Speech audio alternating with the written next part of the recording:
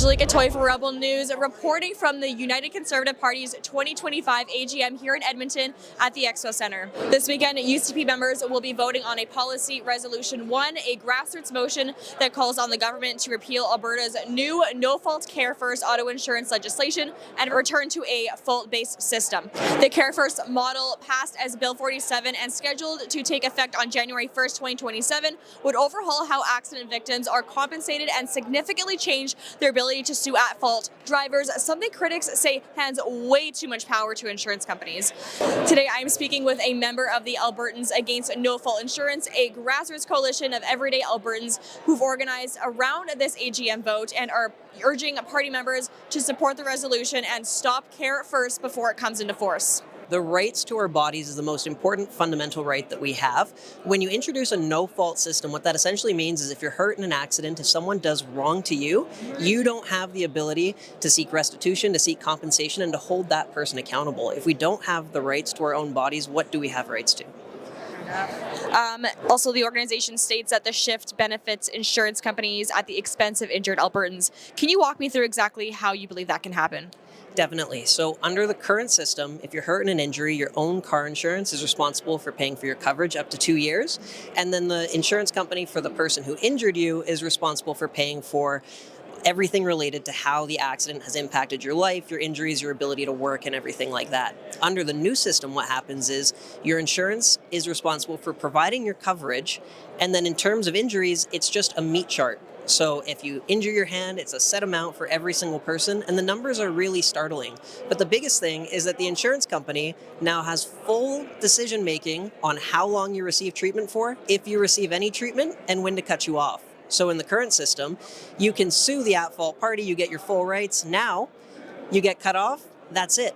If the insurance company is looking after their bottom line, they cut you off early, you have no right of appeal, you have no lawyers in the process, and the only way that you can get your rights back, if at all, is through a lengthy tribunal process. They have it in BC. Insurers win over 90% of the time. So once you're cut off, it's done, and the insurance companies are the big beneficiary. It's crazy. What do you say to the argument that a no-fault system could lead to faster claims processing, less red tape, and more predictable insurance outcomes for victims? Well, the predictable insurance outcomes are getting cut off early and not getting the compensation that you deserve for accidents, right? So at the end of the day, there's a value question here. And if we're looking for, first of all, the Insurance Bureau has said that there aren't going to be significant costs of savings associated with this, so you're losing your rights for nothing. But at the end of the day, I think a lot of Albertans would feel a lot more protected knowing that their families, their loved ones are going to have the ability to get accurate, adequate compensation at the end of the day. And if it takes a little bit longer to do so, that's a lot better than giving all the power to these multi-billion-dollar insurance companies to cut you off. And how has AANFI tried to engage with policymakers to this point? We've reached out to MLAs, to cabinet members, members of government, but most importantly, the grassroots. And that's what we're here doing today, speaking to members. Insurance is something that a lot of people hopefully don't deal with. The clients that we deal with as lawyers are everyday people. They're farmers, they're family members, they're homemakers. These are the people that are going to be the most impacted. So the biggest efforts that we're making here are reaching out to people, letting them know what's at stake, how their rights are changing, and then hopefully the UCP is a grassroots party. This is something we all believe in. Let's let those grassroots speak and let people stand up for what they believe is right here. How has the response been from members here today?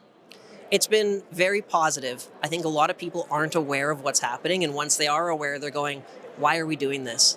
We've seen this as an NDP policy. When Premier David Eby is congratulating our government for adopting a BC NDP policy, that's not something that a lot of folks like to see, and I know I personally don't like to see that as well. So a lot of folks are hearing the message, if they haven't heard it already, and they're going, why are we doing this? Let's walk this back. Let's figure out another path forward. And how can people get involved in what you're doing here? Absolutely. You can visit our website, aanfi.ca. If they're here at the convention, come speak with us. We got a lot of folks around who are going to be talking about this issue. And then tomorrow, policy number 2 is going to be on this exact issue of repealing the no-fault insurance legislation. For members that are going to be here, that is the most important thing we can do tomorrow.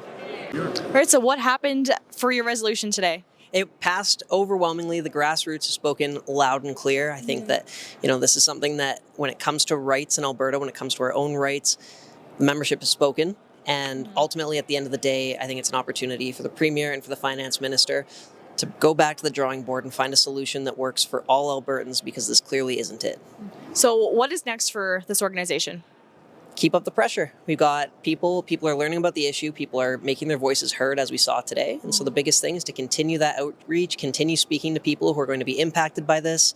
Everyone behind a wheel should be aware of this, and ultimately speaking with the government, encouraging them to reach out to broader stakeholders, to people who are going to be impacted by these decisions, and finding a new solution.